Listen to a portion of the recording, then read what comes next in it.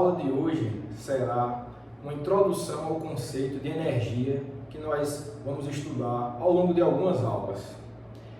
Especificamente, hoje a gente vai tratar de um tipo específico de energia, que é a chamada energia cinética, que é uma energia associada ao movimento dos objetos. Então, a gente vai falar sobre energia cinética. Energia cinética. E também vamos falar sobre o conceito de trabalho, que é um conceito também muito importante em física, que tem a ver com variações de energia e como causar uma variação de energia. Então, energia cinética e trabalho.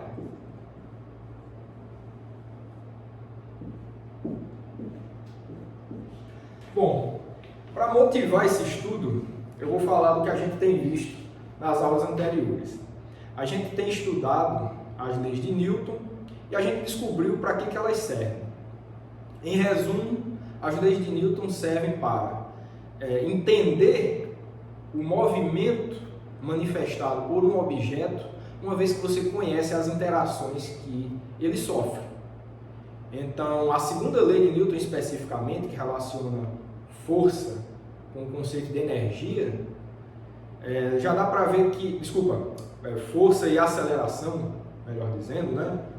Essa equação aqui, força igual a massa vezes a aceleração, essa é a segunda lei de Newton. Então você vê que o conceito de força, ele é um conceito que tem a ver com a interação que um objeto que você está estudando, ele sofre pelos arredores dele, pelo ambiente, por um agente externo a esse objeto. Então, a interação externa que esse objeto sofre é descrita através do conceito de força na segunda lei de Newton. E isso, pela segunda lei de Newton, está relacionado com o conceito de aceleração. A aceleração é um conceito que descreve o movimento, então esse movimento é a manifestação que esse corpo mostra por conta de ter sofrido essa interação externa, que é a força. Então você tem um vínculo aí, olha que coisa interessante, é uma causa, é uma relação entre causa e consequência, né?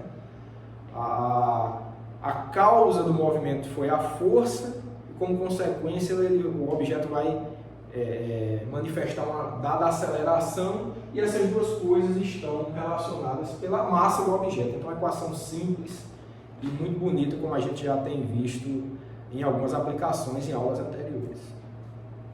Tudo bem, agora existem algumas situações na mecânica em que fica muito difícil de você descrever o movimento de um objeto através ou causado por interações externas somente com a segunda lei de Newton. Existe um estudo paralelo que te ajuda a descrever a mesma coisa, como que um objeto se move devido a uma dada interação que ele sofreu, que o ambiente causou sobre ele.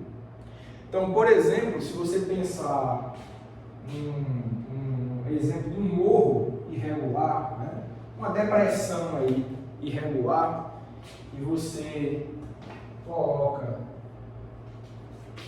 uma esfera no topo aqui desse morro, né?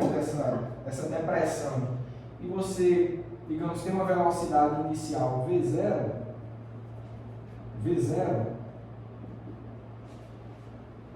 então, se você for descrever o movimento dessa esfera, né, por leis de Newton, utilizando as leis de Newton, você vai ter um trabalho muito grande. Não estou dizendo que é impossível, mas você vai exigir um conhecimento muito preciso ali das irregularidades que essa depressão tem, né? Você teria que calcular, por exemplo, onde que essa esfera ia cair em algum ponto, qual força seria exercida nesse ponto, e como consequência qual o movimento seguinte, etc. Até um tempo futuro que você queira estudar esse movimento. Isso é muito complicado de fazer do ponto de vista de leis de Newton, estudando a segunda lei de Newton especificamente.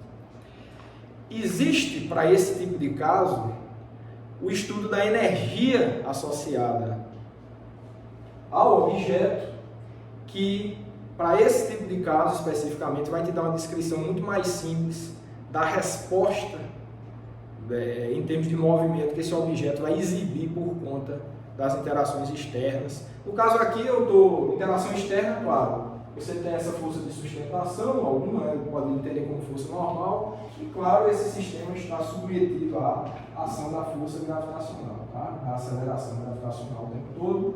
Então, isso é uma interação externa também. A Terra atrai esse objeto em direção ao centro dela, apesar dessa depressão. Então, esse é um problema muito difícil de você atacar utilizando leis de Newton. E para esse caso especificamente, você se vê com maior facilidade se você abordar esse problema utilizando os conceitos de energia, que é o que essa aula vai introduzir. Bom, então, em resumo, o que a gente vai descrever nesse estudo de energia, similar ao caso do estudo das leis de Newton, é entender como que um objeto reage às interações externas que ele sofre. É um estudo paralelo às leis de Newton, que tem uma finalidade muito parecida. Então, eu estou apresentando para vocês uma nova ferramenta, um novo método de entender essa resposta em termos de movimento de um sistema por conta das interações que ele sofre. Então, eu espero que com essa conversa que a gente está tendo inicialmente, vocês se sintam motivados a também estudar os conceitos de energia que a gente começa agora. Ok, então eu vou apagar aqui, certo? Isso aí foi só uma motivação e vamos começar a falar de energia de forma mais geral. Então, energia.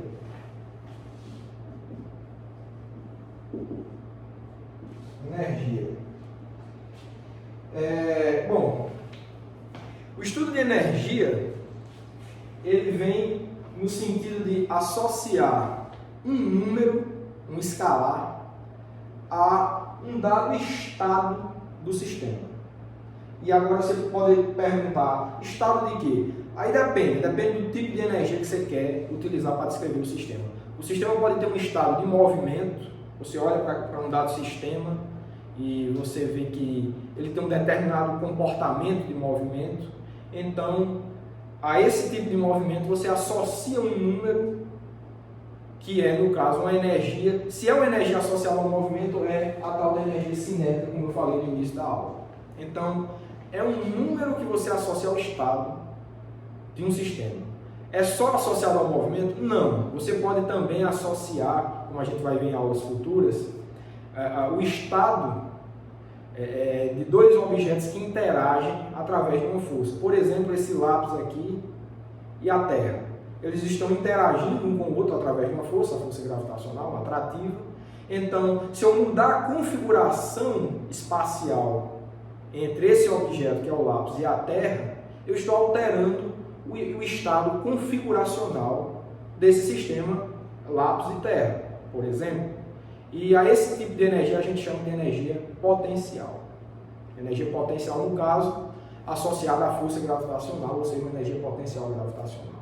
Então, é um conceito abstrato, o conceito de energia, porque realmente é difícil, muito difícil de definir, se é que é possível, de fato, você definir energia de uma forma precisa. Mas o melhor que se pode fazer é essa conversa que a gente está tendo mesmo. É um número que você associa ao estado de um sistema. É uma função de estado. Certo? E, como eu falei, é um número, então é um escalar. Então você não descreve energia por uma grandeza vetorial. Tá? Energia não tem informação de direção, sentido e magnitude, não. Pode ter intensidade, né? Intensidade da energia, um número, tá? Então, só um número descreve energia, assim como você descreve temperatura, pressão, então é uma grandeza escalar. Então, por que eu estou introduzindo um conceito tão abstrato para estudar a física? A física não é tão abstrata, a física é precisa, você precisa descrever experimentos com a sua teoria. Bom, apesar da definição de energia ela ser abstrata, mas quando você começa a fazer cálculos utilizando essa definição, você encontra resultados de precisão muito grande reproduzindo experimentos.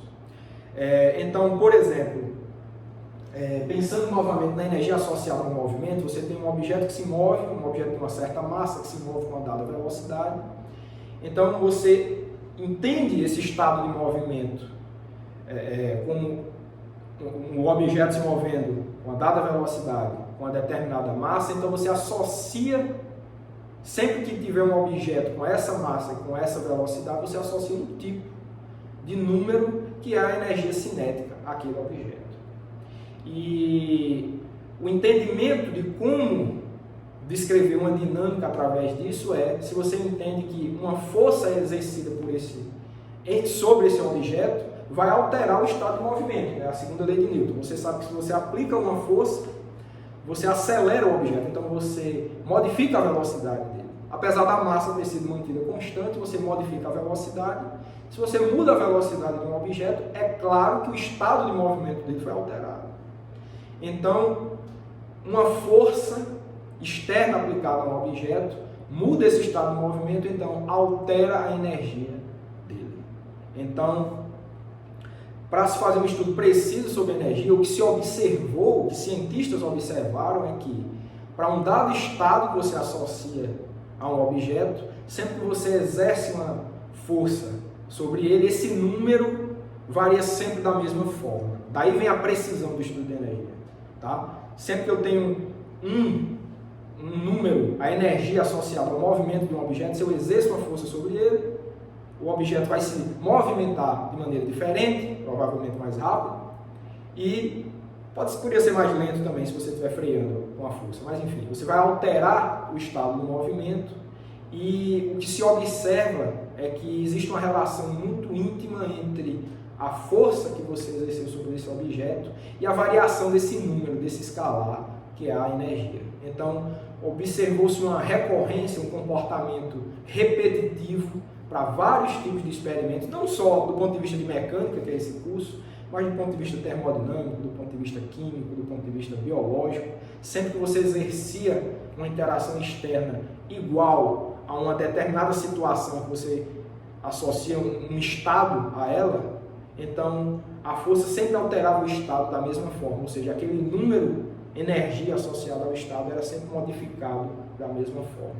Então, como se observou esse padrão da natureza, em várias formas, da resposta do objeto em relação às interações externas, conseguiu-se instituir o estudo de energia, que como interações externas variam esse número associado ao estado do objeto, ou seja, como interações externas alteram a energia do sistema. Em resumo, é isso. É uma definição abstrata, mas como eu já falei, as equações que se extraem através dessa definição de energia são importantíssimas e descrevem a natureza de uma maneira muito precisa, tão precisa quanto o estudo das leis de Newton. Então, por isso que vale a pena estudar, e não só por também descrever a mesma coisa, mas como eu falei, determinados problemas são mais facilmente abordados quando você ataca com o formalismo de energia ao invés de leis de Newton. Outros problemas, você abordando, utilizando o formalismo de leis de Newton, é mais eficiente do que o de energia, então vai de acordo com cada tipo de problema e como você quer descrevê-lo. Tá? Então, é assim que a gente entende o conceito de energia. Então, só escrever um pouco. Entendemos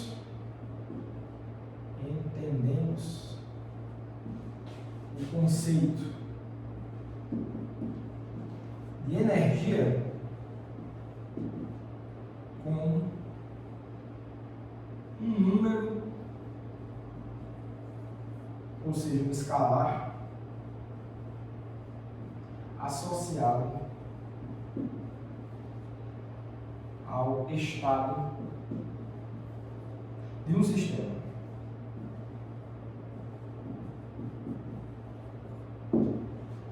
Certo? E de novo, estado pode ser um estado de movimento, aí a energia associada a isso é a energia cinética, pode ser a configuração espacial de objetos que interagem através de uma força, um determinado tipo de força. Quando você altera essa configuração dos objetos que interagem, então você diz que você alterou a energia potencial desse objeto, desse sistema de objetos. Precisa pelo menos 2, né?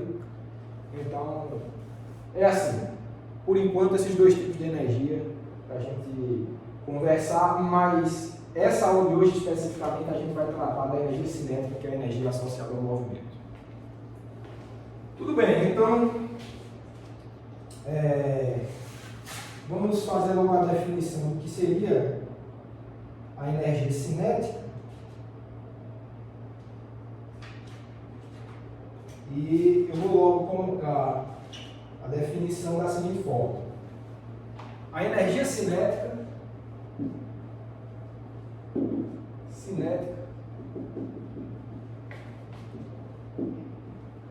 que é uma energia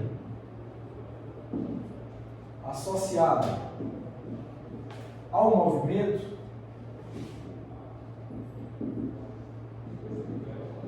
é definida como K, a gente utiliza a letra maiúscula K para descrever a energia cinética, que é igual a 1/2 de mv ao quadrado, essa é a equação do número 1, onde m é a massa do objeto, é a massa, e v é o módulo da velocidade.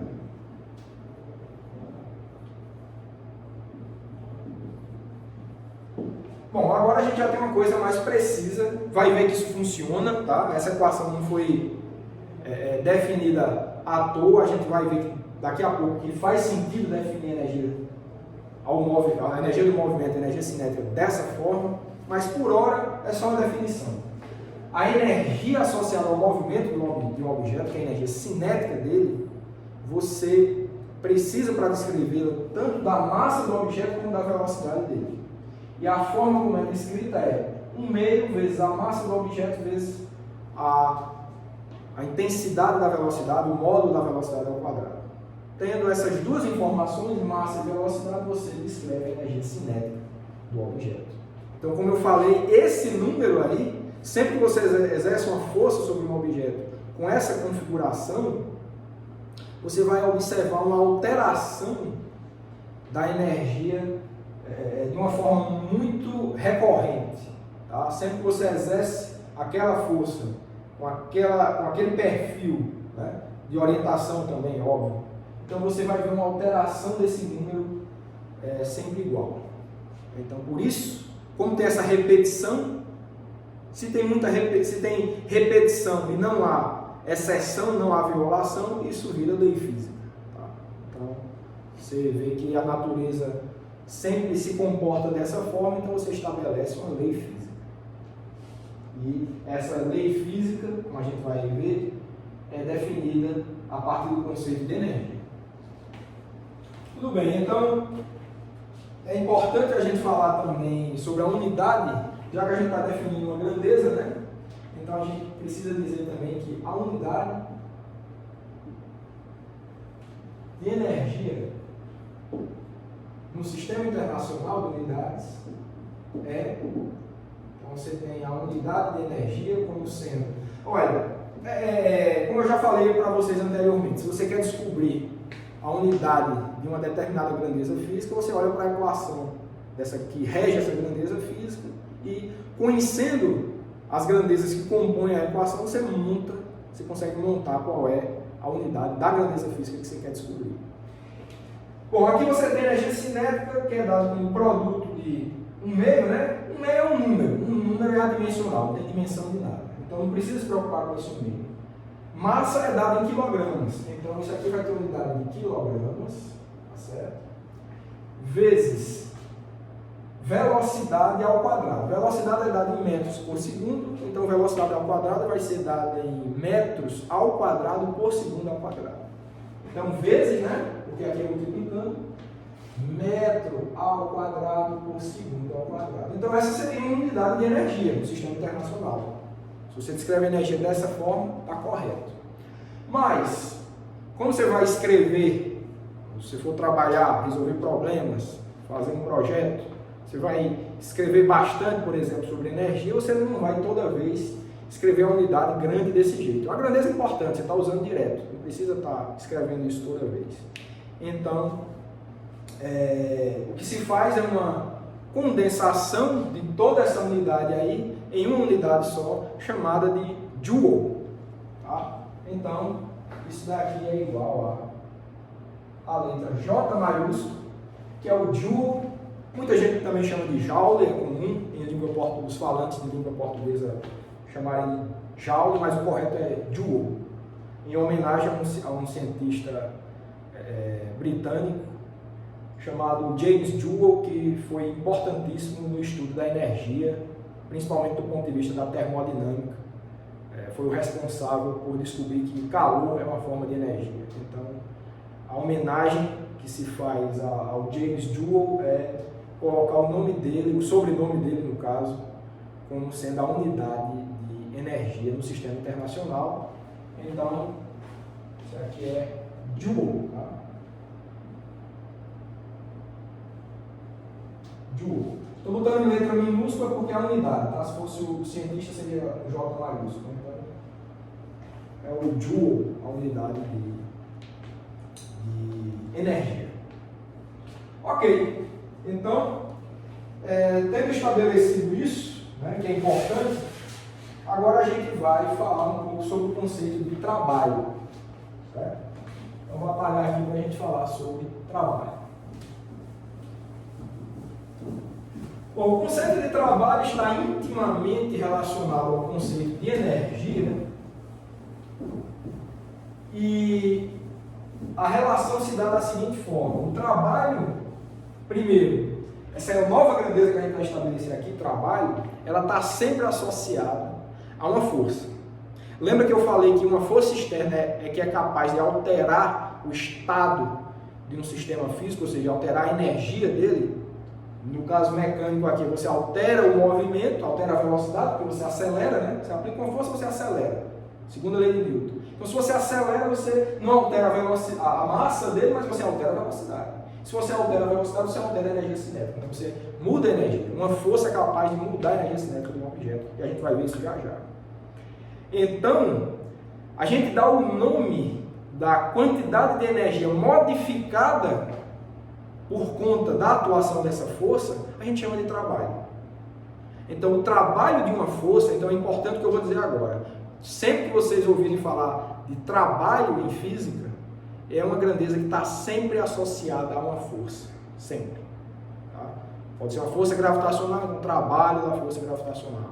Pode ser uma força de atrito, então trabalho da força de atrito, etc. Então, forças exercem trabalho, realizam trabalho, e essa grandeza é definida como a quantidade de energia, ou seja, a variação desse número aqui, podia ser energia potencial também, mas enfim, energia especificamente em relação à variação de energia cinética de um objeto. Você define trabalho em relação à variação de energia cinética. Você aplica a força, essa força causou uma variação de energia cinética desse objeto, então a quantidade de energia modificada nesse objeto, energia cinética modificada nesse objeto, é o que você chama de trabalho da força aplicada. Trabalho da força aplicada. Então, obviamente, se é uma variação de energia, tem a mesma unidade de energia, vai ser dada em joule também. Tá? Ok, então, vamos escrever rapidamente sobre isso. Trabalho. Chamamos de trabalho de uma força, no caso, né? Sempre, quando se falar do trabalho, é o trabalho de uma força, a quantidade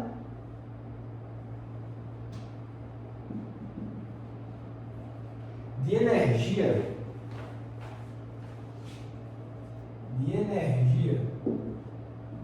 alterada no sistema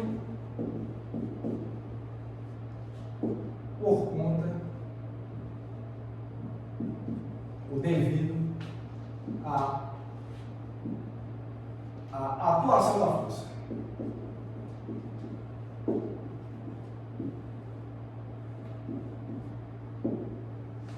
Devido à atuação da força. Então, ó, percebam que o trabalho também ele vai ser dado em Joule.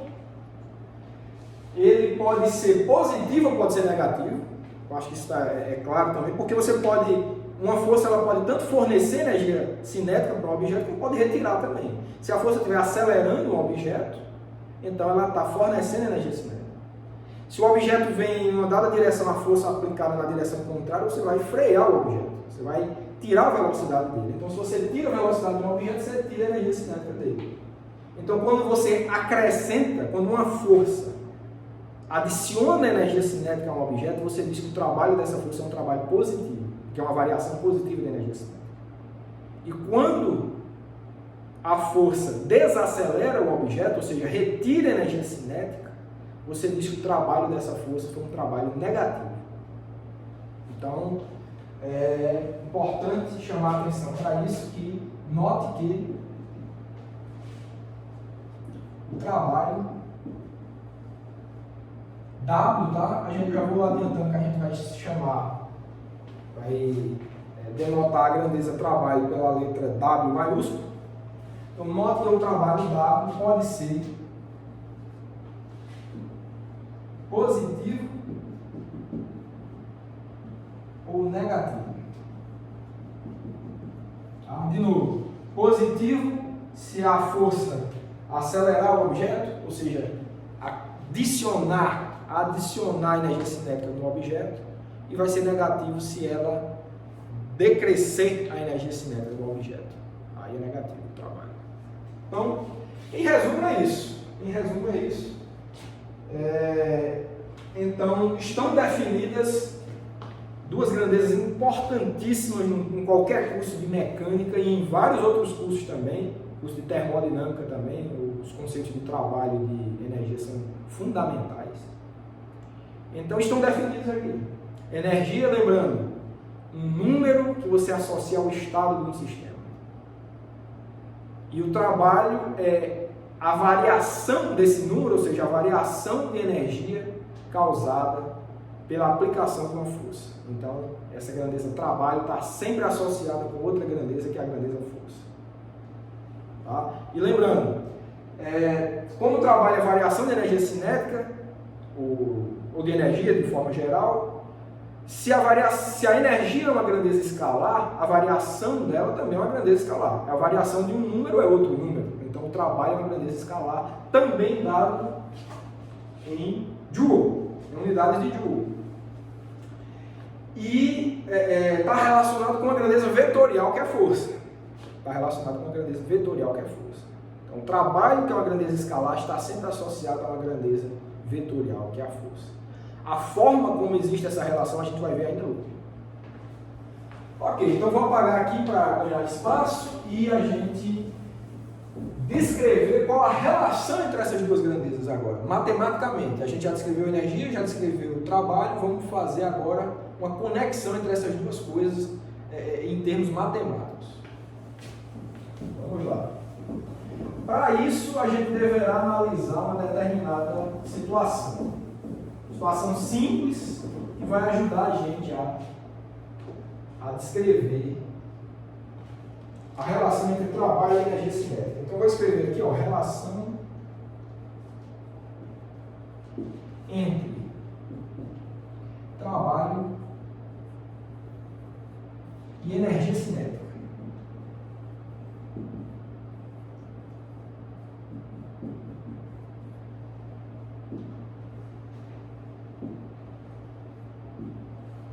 Relação entre trabalho e energia cinética.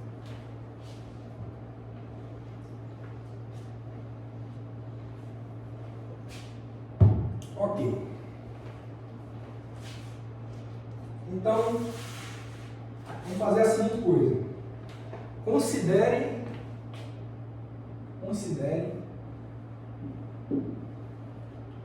a seguinte situação.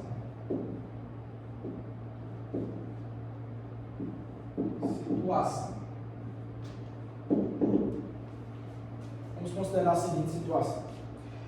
eu quero descrever aqui, vamos supor, um plano horizontal.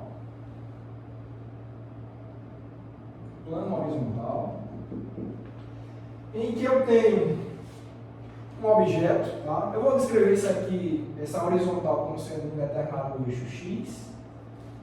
Eu vou colocar um objeto aqui desse lado, um objeto. Acho que eu vou fazer tão grande não para não ficar tomar tanto espaço. Um bloco, tá? Pode ser um bloco em cima dessa superfície horizontal. Vou dar um bloquinho aqui. Certo? E vamos supor que uma força meio que na direção diagonal para cima, atua sobre esse objeto. Vou botar uma força atuando nessa direção aqui. Uma força externa F, tá? Atuando. É claro que você tem forças peso e normal atuando nesse objeto, mas eu não vou colocá-las porque eu quero estudar o trabalho da força externa F. Certo? Então, por isso que eu não quero botar muita informação nesse desenho, porque lembre-se, trabalho é associado a uma força, e a força que eu quero estudar o trabalho dela é a força F. Ok, então, dada essa situação, imagine que inicialmente você tenha uma dada velocidade para esse objeto, que eu vou chamar de um vetor velocidade, que eu vou chamar de V0x, um vetorzinho V0x, que é a velocidade inicial ao longo do eixo X desse bloco. Eu vou entender também que essa força ela faça um ângulo φ com a direção horizontal. Certo? Um ângulo φ com a direção horizontal. Só ajeitar isso aqui.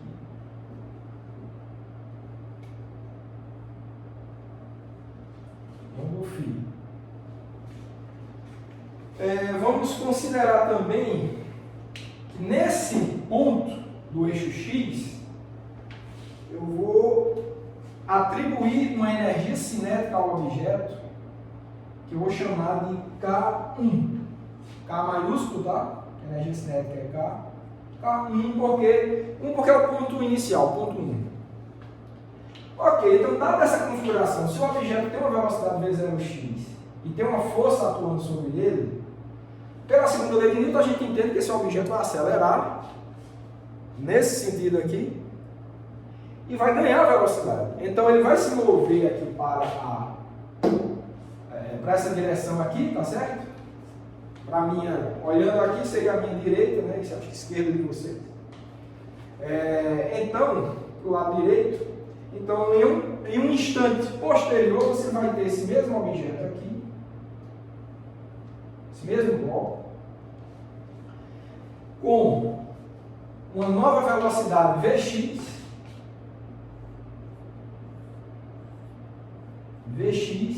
e consequentemente, se a massa dele é a mesma, você atribui uma nova energia cinética K2. Note que velocidade e força são vetores, K é um escalar, tá? A energia, não tem setinha não. Então K1 e K2 são energias cinéticas. E vamos dizer também que eu vou marcar um ponto aqui no centro do objeto, tá? E eu vou querer, com esses dois pontos, atribuir um vetor de deslocamento. O objeto se encontrava nessa posição inicialmente, depois foi parar nessa posição, então você tem um dado vetor de deslocamento que eu vou chamar de um vetor D. Certo? Então, um vetor de deslocamento D. E acho que já dá para notar por essa configuração, eu já disse que o objeto vai acelerar, então a energia, o vetor velocidade, o vetor energia não existe, essa energia é um escalar. O vetor velocidade, Vx, ele vai ter uma magnitude maior do que o vetor velocidade V0x, porque ele acelerou nessa direção, a velocidade tem que ter aumentado. Então, para ser mais preciso, o ideal é que eu coloque um vetor maior aqui, ó. Um vetor maior V0x. Esse vetor tem que ser maior que esse. Mesma direção, mesmo sentido, mas com uma magnitude maior. Tudo bem, então se a velocidade está maior e a massa é a mesma, se você lembrar da equação 1, você vai entender que a energia cinética K2 ela é maior que a energia cinética K1. O objeto se movimenta mais rápido. Então, vocês devem concordar que K2 é maior do que K1 nessa situação. Bom, com isso o que é que eu quero? Né? Eu estou querendo entender como que essa força vai modificar essa grandeza K. Para que eu quero isso? Porque eu quero instituir qual é o trabalho da força F. Lembre-se, a razão de tudo isso é que eu quero estudar o trabalho dessa força, ou seja, a capacidade que essa força tem de alterar a energia cinética desse bloco, desse objeto. E é isso que a gente vai fazer agora. E a gente vai fazer de uma forma bem interessante, utilizando o que a gente aprendeu lá nas aulas de cinemática, né, do estudo do movimento. Então, a relação, vamos ver se vocês lembram, né? A relação entre as velocidades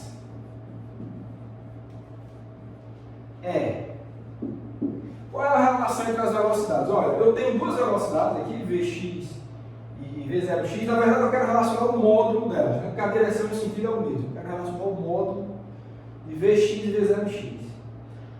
Olha, eu tenho um deslocamento, né?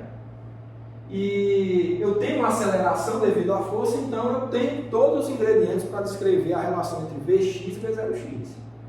E lembrando das equações lá da cinemática, como eu não estou especificando o tempo de duração desse movimento aqui, eu vou descrever de uma forma muito interessante através da equação de Torricelli.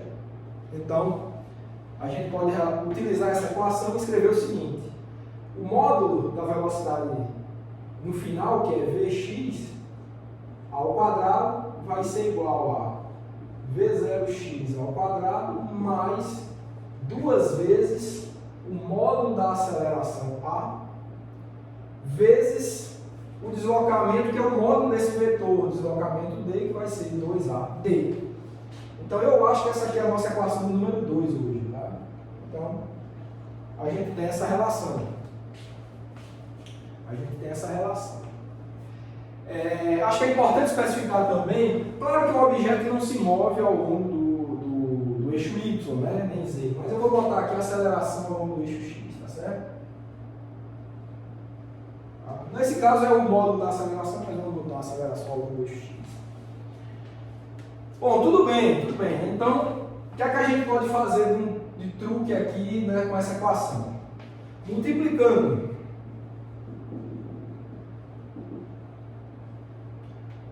a equação 2 por 1 meio de m, temos, o truque é esse, tá? Deixa eu ver se precisa outra coisa, não. Então, vamos fazer esse truque, vamos multiplicar os dois lados da equação 2 por 1 meio da massa. Então, o que a gente vai ter é o seguinte, ó, multiplicar 1 meio de m aqui, 1 meio de m vezes Vx ao quadrado vai ser igual a 1 meio de m V0 x ao quadrado mais 1 meio vezes 2 vai dar 1. Então não precisa escrever nada. Então vem o m vai ser massa vezes a aceleração em x vezes o deslocamento d. Certo? Então a gente chega a essa equação. A gente chega a essa relação.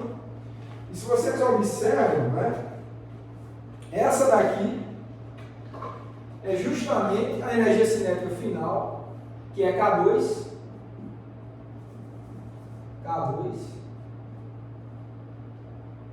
Certo? Essa daqui é a energia cinética inicial, K1. Então, quando temos as duas energias cinéticas, a final e a inicial, a gente pode calcular a variação da energia cinética. Por que eu quero isso? Porque eu já falei para vocês que o trabalho da força está relacionado com a variação de energia causada. Então, se eu consigo encontrar variação de energia nessa situação, eu consigo encontrar quem é o trabalho da força F.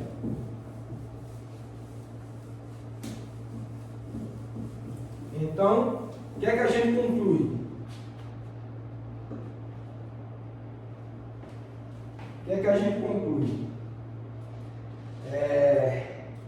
Outra coisa que eu acho que eu preciso chamar a atenção, massa vezes a aceleração do eixo x, se você utilizar a segunda lei de Newton, isso vai ser a componente x da força F. Né? Força F está aqui na diagonal, mas ela tem uma projeção aqui ao longo do eixo x, que é a projeção Fx. Então, que é justamente a massa vezes a aceleração x, pela segunda lei de Newton. Então, essa aqui é a componente Fx da força. Ora, então, o que é que a gente tem? Se eu passar K1 para o lado de lá, vai ficar K2 menos K1, que é o ΔK, que é a variação de energia cinética. Então, o que a gente tem é o seguinte, isso implica que Fx vezes D vai ser igual a delta, vou botar aqui, vai ser igual a K2 menos K1, que é igual a ΔK, variação de energia cinética. Essa é a nossa equação 3. Ora, se essa é a variação de energia cinética e eu disse que isso é igual, a gente definiu como sendo o trabalho da força, então está aqui o trabalho da força. Isso é igual a isso. Esse produto Fx com D, ou seja, produto da projeção da força do eixo x com o módulo do vetor de deslocamento, vai ser igual à variação de energia cinética, então esse produto aqui é o trabalho da força F. Então, pela definição que demos para o trabalho e com o estudo dessa situação, a gente consegue descobrir qual é o trabalho dessa força F nessa situação aqui. Então, assim, definimos o trabalho da força F como W de F, trabalho da força F como sendo igual a Fx vezes D, e note que isso daqui vai ser igual a, quem é Fx? É o módulo da força F vezes o cosseno, né, porque é um cateto adjacente aqui ao ângulo φ, vai ser F cosseno φ. Então vai ser F, módulo da força F, vezes o módulo do deslocamento, vezes o cosseno de φ. Ora, isso daqui tem uma cara bem interessante, viu? Se vocês lembrarem da nossa aula lá de vetores, acredito eu que tenha sido a segunda aula do curso, você vai ver que essa relação aqui, ela é exatamente o produto escalar, ou produto interno, como queiram chamar, entre os vetores força e o vetor deslocamento. O produto escalar entre o vetor força e o vetor deslocamento é dado pelo módulo do vetor força, vezes o módulo do vetor deslocamento, vezes o cosseno do ângulo entre eles, que é φ. Então, a gente pode definir o trabalho da força F como sendo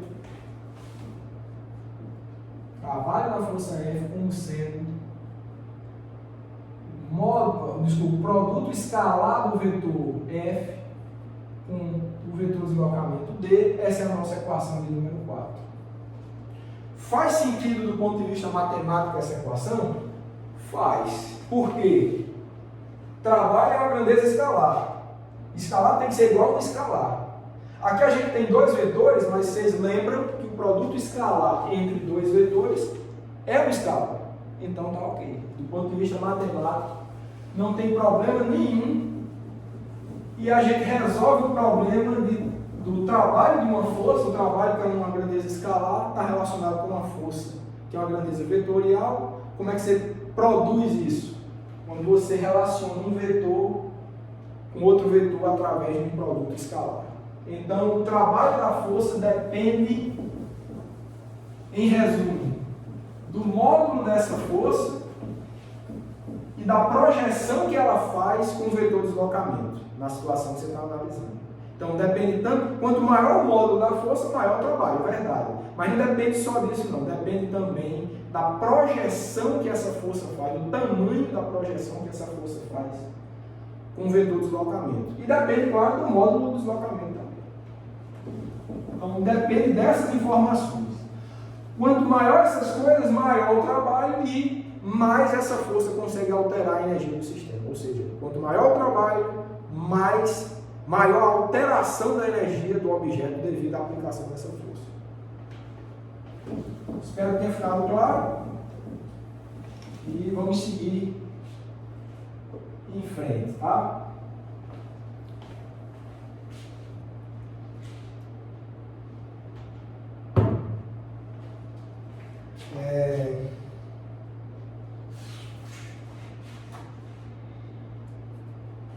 Bom, caso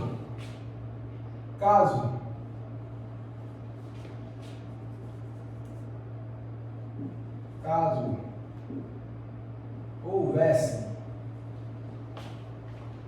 várias forças atuando, podemos mostrar que o trabalho total, ou seja, o trabalho devido a todas as forças. Então, se você tem 2, 3, 10 forças, 1000 forças, e você quer saber o trabalho total dessas forças, você pode fazer de duas formas.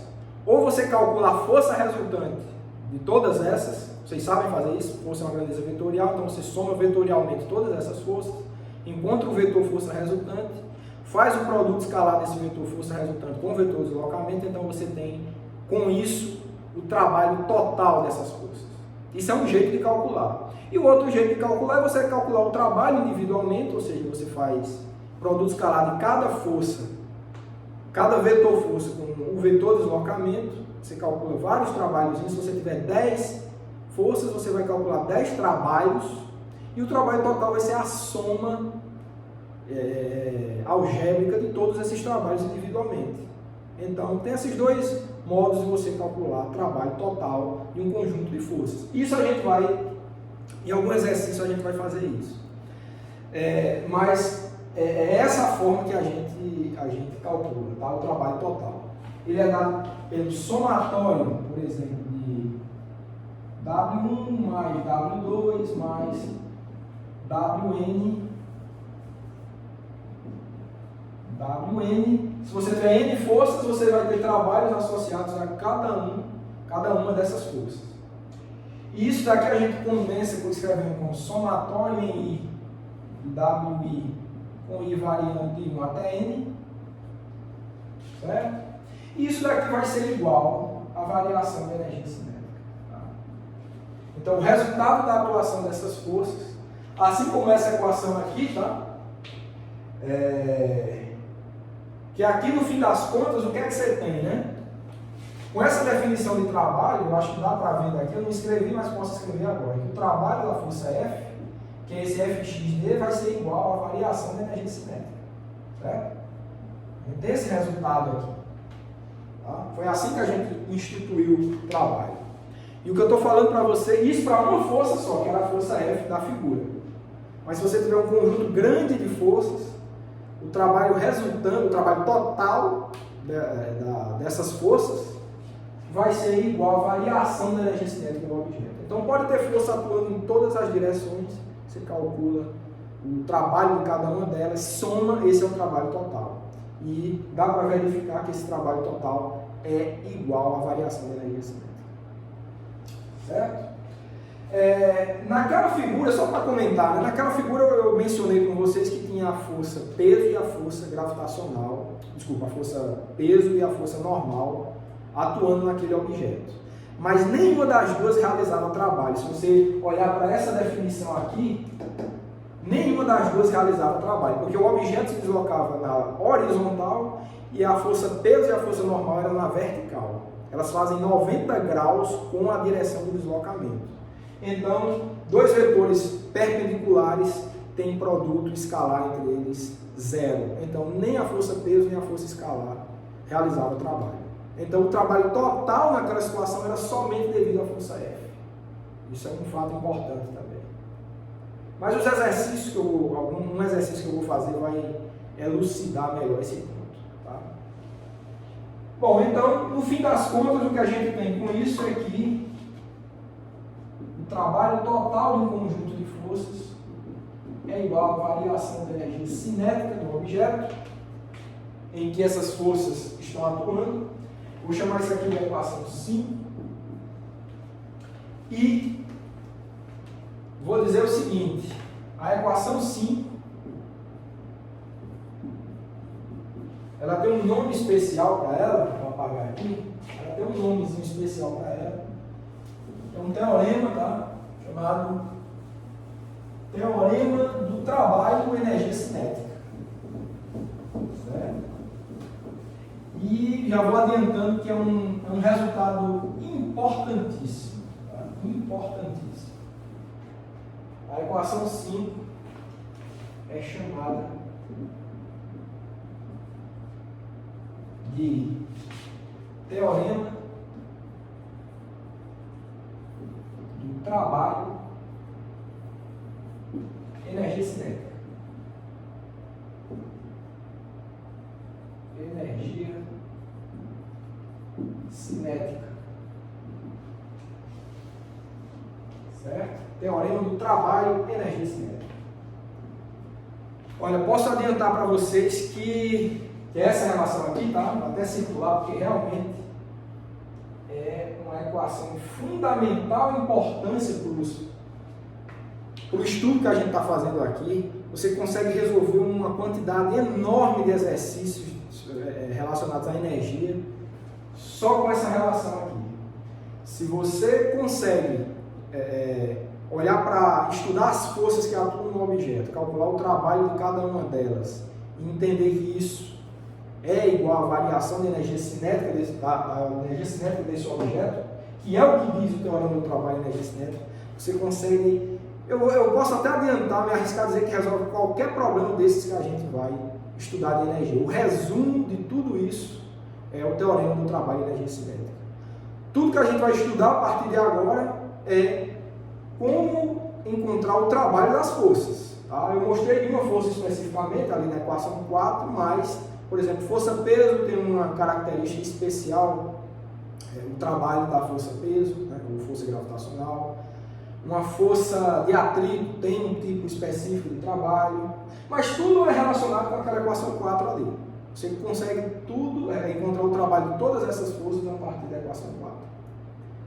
Certo? Então, se você entende isso, pode ter certeza, você resolve qualquer problema desses aí do nosso curso, vinculados ao estudo de energia. Ok. Então, o que vem adiante? O que vamos fazer agora é estudar o trabalho da força gravitacional, ou força-peso.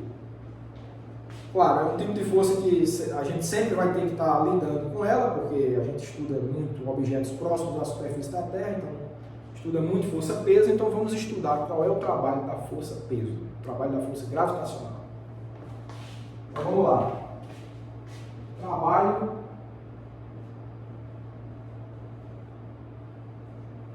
da força gravitacional.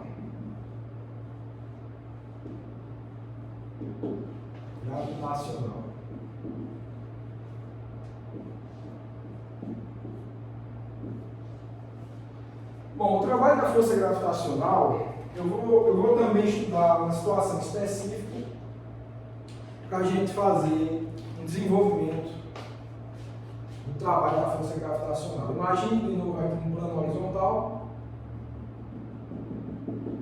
certo? Eu vou considerar um objeto aqui, uma esfera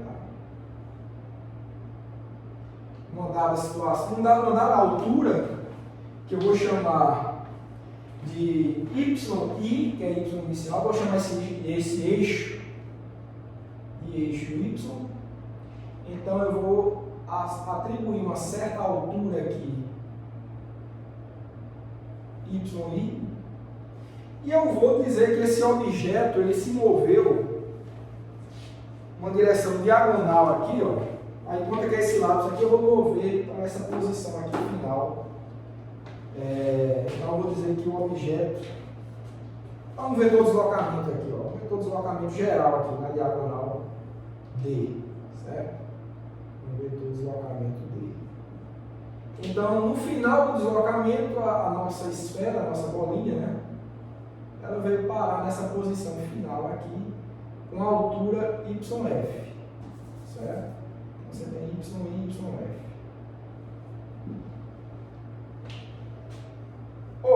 Olha, se o plano horizontal está aqui, essa esfera está o tempo todo sob a ação da força gravitacional, que a gente chama de força-peso também.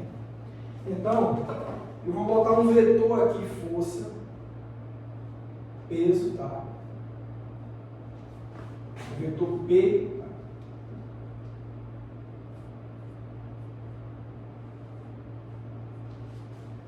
Puxando o objeto para baixo, a terra atraindo, certo?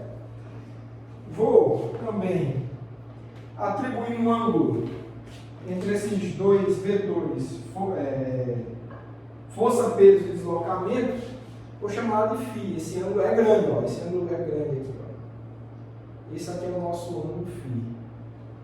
Por que ele é importante? Tá claro, né? Se eu quero estudar a força-peso, o trabalho da força-peso, eu tenho que estudar o módulo dessa força-peso, o módulo do deslocamento, mas também o ângulo, que eu vou precisar do cosseno do ângulo entre essas forças. Então eu vou utilizar justamente o que diz aqui a equação 4 para encontrar quem é o trabalho dessa força-peso, o trabalho da força gravitacional. Ok, então para ficar claro, óbvio, esse objeto tem uma massa M e está submetido à ação da força gravitacional G. Certo? E, bom, acho que é isso, né? A variação de altura, vou completar aqui o eixo, né? Essa variação de altura aqui, eu vou chamar de ΔY, que é Y no final menos Y inicial, certo? Então, só completando aqui, eu acho que eu já tenho todos os elementos necessários para estudar isso. Ok, então vamos fazer esse estudo do trabalho da força gravitacional utilizando o que diz a equação 4, certo? É isso que a gente vai fazer agora. Vamos lá.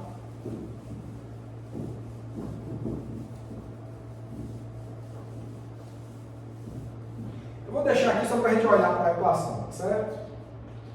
Mas vamos trabalhar com isso. O trabalho da força gravitacional é dado por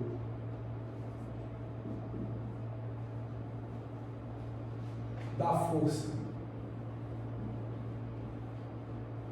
gravitacional qual vai ser o trabalho da força gravitacional? Eu vou chamar de WG, tá certo? WG é igual, vou utilizar a equação 4, tá? Se é o trabalho da força gravitacional, da força peso, no lugar da força F, isso aqui é geral, tá? É uma força externa geral. No lugar dessa força F, eu vou botar o vetor P, que é o vetor peso, o vetor força gravitacional. Então vai ser o produto escalar entre o vetor peso com o vetor deslocamento. O vetor deslocamento D. Aí. Certo? Que por definição é igual a o módulo, olha para essa equação aqui, o módulo do vetor da força, né? Do vetor força, que no caso é o módulo do vetor peso, que a gente sabe qual é. Tá certo? O módulo do vetor peso é M, é a massa vezes intensidade da aceleração gravitacional, que é G. Certo? Então, esse é o módulo do vetor P. Vezes o módulo do deslocamento, que é D, vezes o cosseno do ângulo entre esses dois vetores, peso e deslocamento, que é φ, cosseno φ. Certo? Então, é isso. Eu vou apagar aqui, tá? Não precisamos mais dessa informação, mas ela foi útil para a gente começar a escrever o trabalho da força gravitacional. Tudo bem. Então vamos desenvolver isso. Olha, vamos desenvolver. Isso aqui tudo tá em ordem, né? Eu queria desenvolver melhor esse cosseno do ângulo φ. Olha, para desenvolver o cosseno desse ângulo φ, eu só queria pegar o auxílio de um outro ângulo que eu vou chamar de, esse ângulo aqui, ó, que esse vetor de deslocamento faz com a horizontal, eu quero chamar de gama. Um ângulo gama. Então, eu vou chamar essa equação aqui de equação 6, depois eu volto a desenvolvê-la, tá? Então, da figura temos, o que é que a gente tem da figura? Qual é a relação entre gama e φ? Olha, φ é esse ângulo grandão aqui, ó, e gama é esse ângulo menor. Olha, de gama para completar φ falta 90 graus, né? Então você tem que gama é igual a φ menos 90 graus, ou seja, φ é igual a gama mais 90 graus. Então a gente tem que φ é igual a gama, esse ângulozinho gama, mais 90 graus. Ou seja, a gente tem o seguinte, ó, que o cosseno de φ, que é o que a gente quer usar na equação 6, ele é igual ao cosseno de gama mais 90 graus, certo? Que é igual ao quê? Olha, o cosseno da soma, vocês devem lembrar, né? Cosseno do primeiro é igual a cosseno de gama, vezes o cosseno do segundo, que é um cosseno de 90 graus, menos seno do primeiro, seno de gama, vezes um seno de 90 graus. E agora a gente explora isso. O cosseno de 90 graus é zero, né? Cosseno de 90 é zero. Então, fechou aqui, zero. E o seno de 90 é 1. Então, a gente marca isso aqui como sendo 1. Então, no fim das contas, o que a gente conclui é que cosseno de φ é igual a menos o seno de gama. Tá, é menos o seno de gama. Então você tem esse ângulo gama aqui, você tem o seno dele. Agora, quem é o seno de gama? Olha, pessoal, o seno desse ângulo gama, a gente pode encontrar relacionando esse triângulo aqui. Eu vou fechar um triângulo aqui, vou botar até de verde aqui, para não ficar muito sujo. Ó, eu tenho um triângulo retângulo aqui, ó, certo? O ângulo reto está aqui. Ó, isso aqui é a hipotenusa, que é o tamanho do vetor deslocamento. Você tem um cateto oposto, que é a variação de altura, que é ΔY, tá? E você tem o ângulo gama. Note que o seno do ângulo gama é igual ao cateto oposto, ΔY, dividido pela hipotenusa. Então, o que você vai ter para seno de gama é o seguinte, vai ser igual a ΔY cateto oposto ΔY, dividido pela hipotenusa, que é o tamanho do vetor deslocamento, que é D. Certo? E vou chamar isso aqui de equação 7. Certo? Faltou o sinal de menos, né? Não pode esquecer do sinal de menos. Esse sinal de menos vem daqui, o seno é cateto oposto ΔY dividido pela hipotenusa. Tá? Cateto oposto ΔY dividido pela hipotenusa D. Pronto. E agora o que a gente vai fazer é substituir a equação 7 na equação 6. E aí a gente encontra o trabalho da força gravitacional. Certo? É o trabalho da força gravitacional.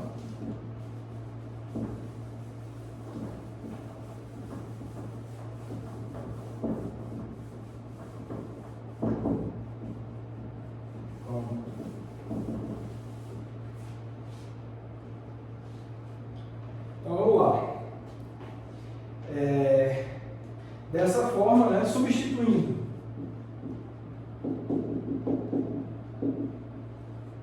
sete em 6, temos que WG é igual a MG D vezes o cosseno de φ, que é, eu substituí o resultado da equação 7, que é menos ΔY dividido por D,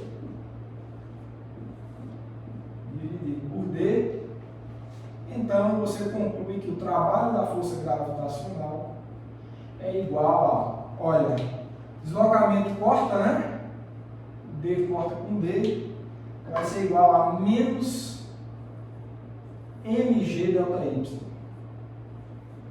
Olha que interessante, né? Ficou bem simples. E essa aqui é a nossa equação de número 8. Número 8. Então, esse é o trabalho da força gravitacional. Esse é o trabalho da força gravitacional. Certo? E note que ele só depende, eu acho que eu não deveria nem ter apagado, mas enfim. Eu vou fazer só uns comentários aqui sobre ele. Que é o seguinte. Olha, o trabalho da força gravitacional só depende da massa do objeto, claro, da aceleração gravitacional e da variação de altura. Só depende do ΔY, desse deslocamento, né? Então eu apaguei, mas eu vou escrever de novo rápido. Eu tinha a bolinha aqui, né? Eu desloquei meio que na diagonal aqui com o vetor D, foi o que eu acabei de apagar. E ela veio parar aqui, tá certo? Então aqui era a situação inicial, essa daqui era a situação final. Você tem uma altura YI e uma altura YF. O trabalho da força gravitacional nesse deslocamento D só dependeu da variação de altura. Independe desse deslocamento horizontal aí. Não foi o deslocamento na diagonal. Então o tanto que você deslocou na horizontal esse objeto não importa para você calcular o trabalho da força gravitacional. Só interessa a variação de altura. Simplesmente isso. Outra coisa, o que a gente percebe é, se, eu vou até escrever, note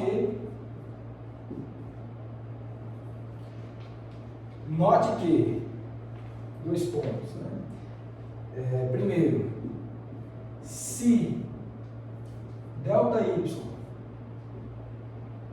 for maior do que zero, temos trabalho da força gravitacional menor do que zero. Por quê?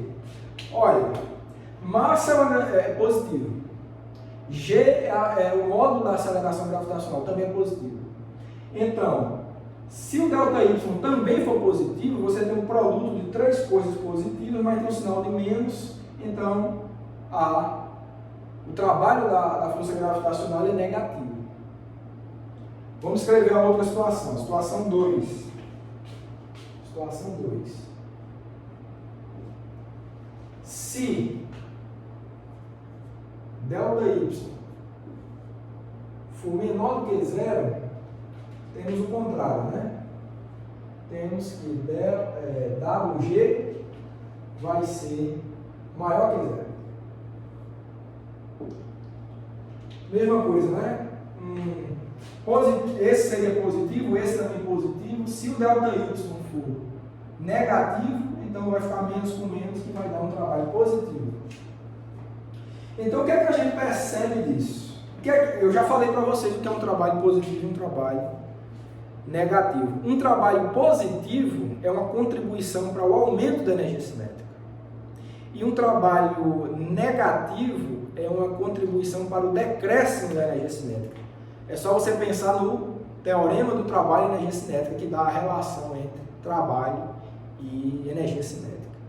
Então vamos fazer uma discussão física sobre esses dois pontos, tá certo?